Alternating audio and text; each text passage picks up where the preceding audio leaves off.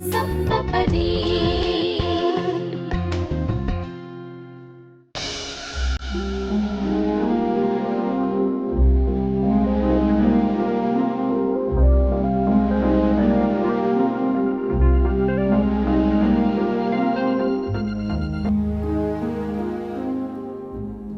गावाहून पत्र आलंय, बघा ना.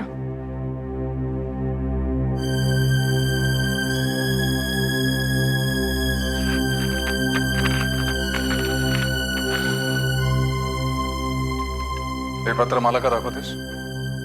हा, काय करू मी? मामाच्या मुलीचं लग्न आहे. आपल्याला 15 दिवस आधी बोलवलंय.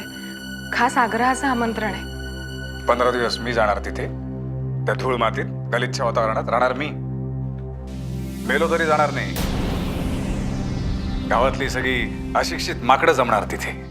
बोलू, गावामध्ये सगळ्यांना तुमच्याबद्दल खूप आदर आहे. या लग्नाला तुम्ही येणं खरंच आवश्यक आहे.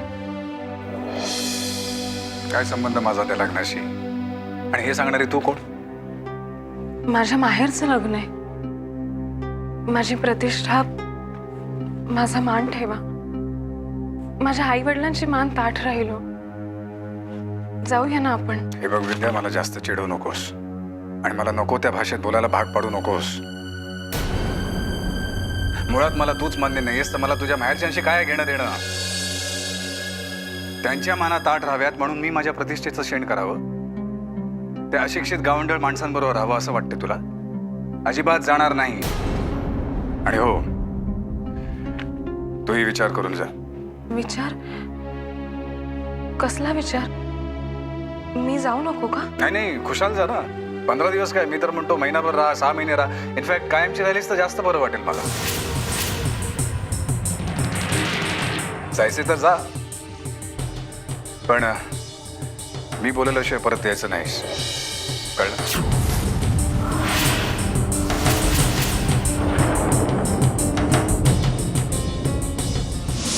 अविनाश, तू उगीच नाट लावू नकोस. विद्या लग्नाला येणार आणि माधवही येणार. वेडीएस, फार फार तर विद्या लग्नाला येऊ शकेल, पण माधव नाही येणार लग्नाला. अरे जो आपल्या आजारी असलेल्या आईला भेटायला येत नाही तो लग्नाला काय येणार? येतील. तू कितीही घाणेरडा विचार केलास ना तरी पण तसं होणार नाही.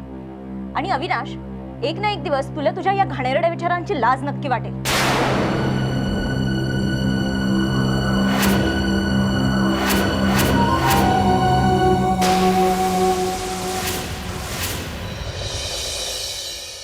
राहून गेले मनामध्ये, मनातले ते गुज. नाजूक स्वप्नांचे घरटे गेले वाहून आज. का धरणी भिडते या उंच आभाळाला कधी. चालत राहते अविरत तुझ्या सवे. सप्तपदी एक अतूट बंधन.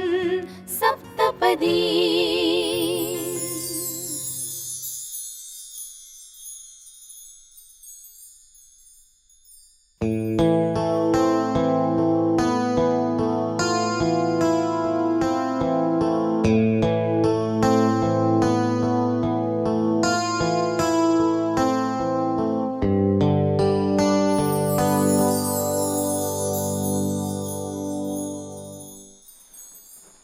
झालात तयार?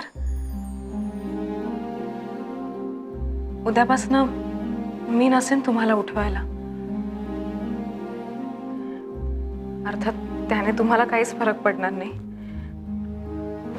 मलाच आपली काळजी.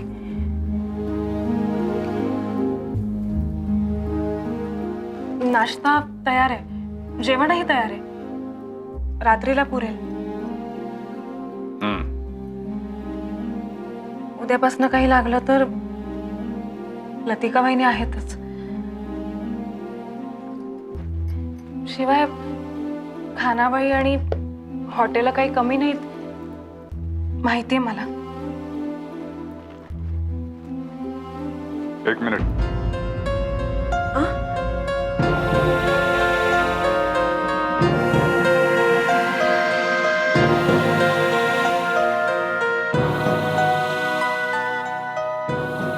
देवाची स्थापना केली आहे. आग्रह नाही, पण कधी वाटलं तर करा पूजा. देव काही तुम्हाला सांगणार नाहीये. माझी पूजा करा, नैवेद्य दाखवा, दिवा दाखवा.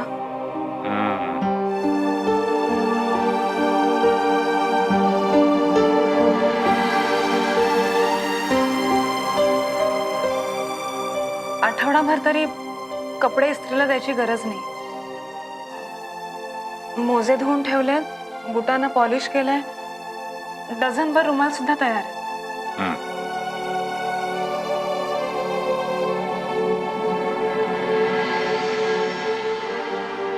स्वयंपाकघरात कपाटात 4 डबे ठेवलेत. त्यात चकल्या, चिवडा, लाडू, बिस्किट सगळं आहे. भूक लागली तर आठवणीने खा.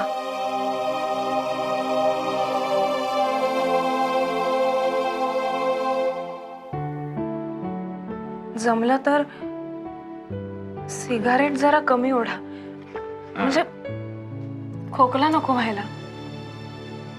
निसताना उशाशी पाणी घ्या आणि जागरण करू नका. म्हणजे जागलात तर कोकम सरबत आहे आत फ्रीज मध्ये.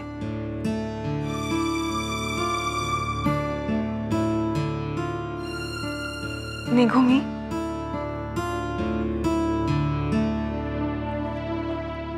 नमस्कार करते.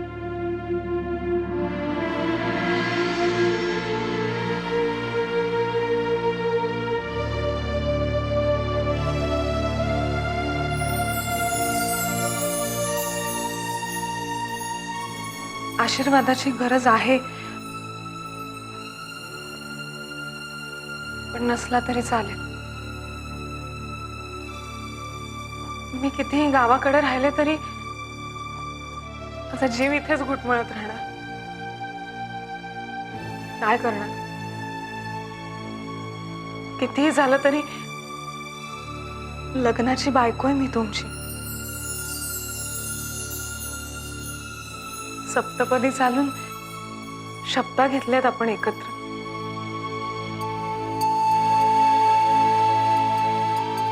तुम्ही जरी नको येऊस म्हणालात तरी माझी इच्छा आहे पुन्हा इथे यायची.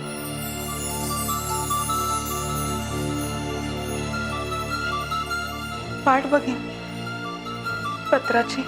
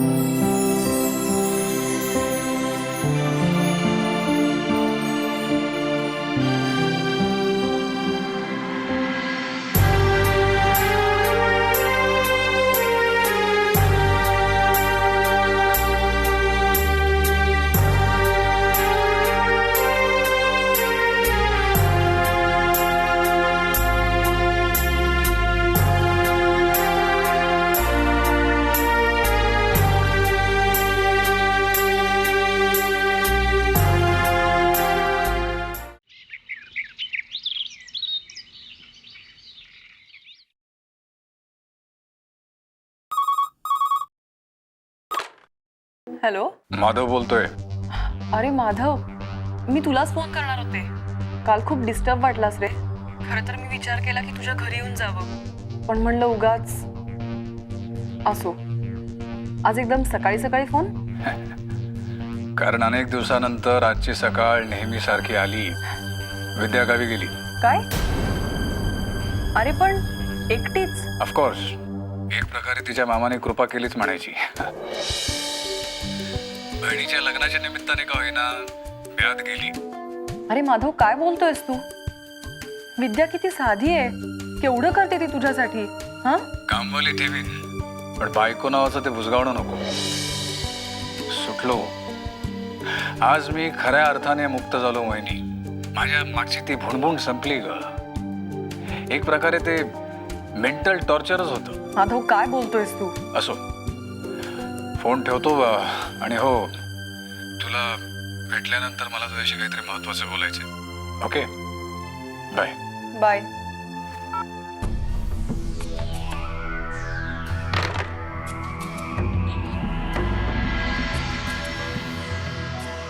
काय स्वतःच्याच विचारात हरवलीस ना? जीज, मला कधी कधी माधवच्या वागण्याचं बोलण्याचं खूप नवल वाटतं. मला नेहमीच वाटतं. असो, काय झालं काय आज? अरे विद्या तिच्या बहिणीच्या लग्नासाठी गावी गेलीये. बिचारी फार विचारच करू नकोस ना या गोष्टीचा तू. हं? नाही नाही, म्हणजे मला माहिती आहे की मी हे सांगणं खूप सोपं आहे, पण तू तसं वागणं खूप कठीण आहे. तरी सुद्धा मला जेवढा माधवचा स्वभाव कळलाय ना, यावरून सॉरी टू से बट तो फक्त स्वतःच्या मतांचा, सुखाचा आणि सोयीचा विचार करणारा माणूस आहे. त्याला स्वतः पुढे दुसऱ्या कुणाचंच महत्व वाटत नाही. जीज, नाही नाही, एक मोहिनी, मला माहितीये की तो तुझा खूप चांगला मित्र आहे, उत्तम लेखक आहे, समाजामध्ये त्याला प्रतिष्ठा आहे. त्याचे विचार ऐकणाऱ्यांना, वाचणाऱ्यांना थक्क करून टाकतात. तरी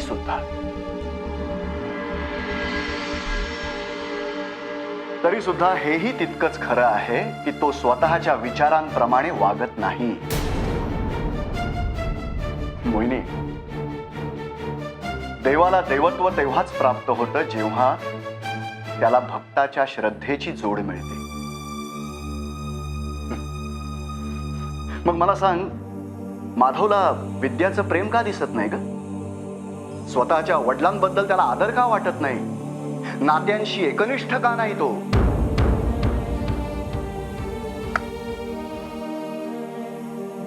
मला तरी हे सगळं काही योग्य वाटत नाही मोहिनी.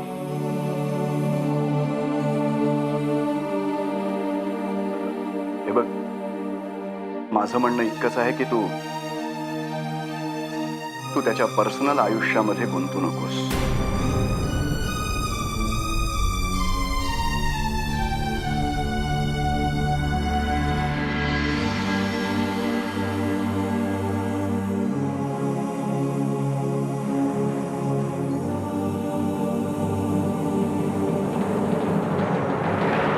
मावशी, मावशी, काय ग?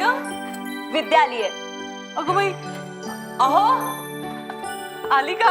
अरे ये. नमस्कार करते. आयुष्यमान भव, सुखी भव. की हो बेटा, आली ग माझी बाई.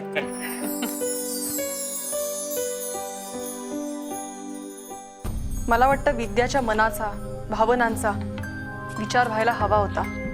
बिचारी एकटीच गेली माहेरी. तिच्या माहेरचे तिला आता किती प्रश्न विचारतील. एकटीच का आलीस? नवऱ्याशी काही भांडून नाही ना आलीस? हं? तो विचार मला करावासाच वाटला नाही, कारण मला त्या नात्यामध्ये गुंतायचंच नाही. तिच्या माहेरच्या माणसांना बरं वाटावं म्हणून मी मला न पटणाऱ्या गोष्टी का करायच्या? प्रोफेसर, तुमच्या वैयक्तिक बाबतीत बोलण्याचा मला अधिकार नाही, मला माहिती आहे. तरी सुद्धा तुम्ही हा जो विचार करताय ना, तो मला तरी पटत नाही.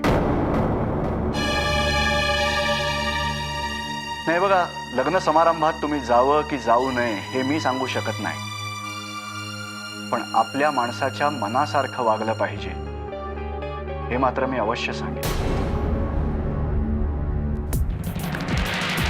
अर्थात तुम्हाला विद्याचं आणि तुमचं नातंच मान्य नाही, तरी सुद्धा समाजानं ते नातं स्वीकारलेलं आहे. आणि आपण समाजात राहतो तेव्हा समाजाशी नातं आपण तोडू शकत नाही. आणि आपण समाजात राहतो तेव्हा समाजाशी फटकून आपण वागूच शकत नाही. ठीक आहे, चूक तुमची नाही, पण ती चूक विद्याची पण नाही. पण शिक्षा मात्र फक्त विद्यालाच मिळते प्रोफेसर, आणि हे बरोबर नाही. हे बघा, ठीक आहे, जे घडून गेलं ते गेलं. पण काही गोष्टी या कर्तव्य म्हणून, सामाजिक बांधिलकी म्हणून जपायच्या असतात. आपल्या मनाविरुद्ध असलं तरी सुद्धा काही गोष्टी या केवळ घरच्यांसाठी कराव्या लागतात आणि काही गोष्टी या आपल्या माणसांसाठी म्हणून करायच्या असतात. इतिहासातच पहा ना तुम्ही. महात्मा ज्योतिबा फुले, अहो त्यांनी स्वतःच्या पत्नीला सावित्रीबाई फुलेंना शिकवलं, घडवलं, त्यांना मान सन्मान मिळवून दिला.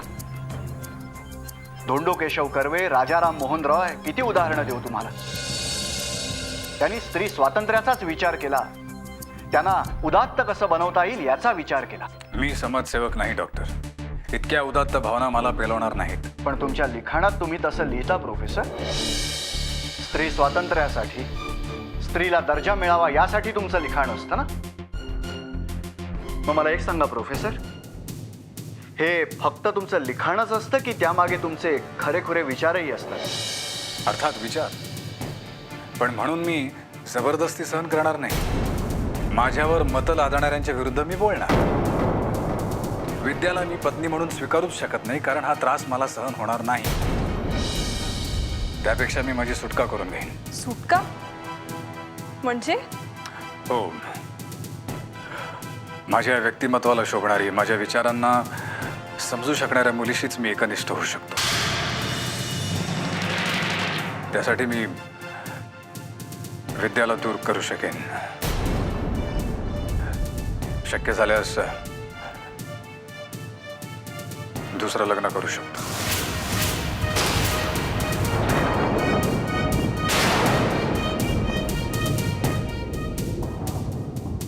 बस झालं. इतकी वर्ष हे ओझं अंगावर वागवलं, पण आता ते शक्य नाही. वडिलांनी, घरच्यांनी केलेल्या चुकांचं समर्थन करून कर्तव्य म्हणून मी स्वतःची फरफट करून घेणार नाही. अरे पण विद्याला काय वाटेल माधव? मला काय वाटेल याचा विचार का करत नाही तुम्ही? हे करण्यामध्ये मला आनंद होतोय का? दुःखच होतोय ना मला. मला मन भावना नाही आहेत का? पण जगण्यासाठी काही कठोर निर्णय घ्यावेच लागतात आणि ते मी घेणार. जेव्हा सहवासाने सुद्धा प्रेम निर्माण होत नाही, तेव्हा उगाच फरफटत जाण्यात काय अर्थ आहे?